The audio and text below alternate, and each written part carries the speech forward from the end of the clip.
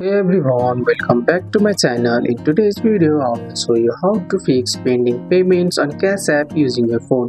Let's get started. Cash App need a stable internet connection. Swipe down from the top right of your screen and make sure your Wi-Fi or mobile data is working. Try switching networks if the payment is stopped. After that, confirm your balance. Make sure you have enough cash app balance or link bank funds for the payment. Low funds can cause pending transaction. Double check the cash tag, phone number or email. Incorrect information can make the payment remain pending. Make sure your app is updated. Open the App Store on your phone. Tap on your profile at the top right of your screen. Search for Cash App and tap Update if available. If it is still pending, tap the Profile Support and then tap Contact Support. Explain the pending payment and Cash App will help resolve it. And that's it. By checking your connection, balance and contacting support can fix pending payment on Cash App and send money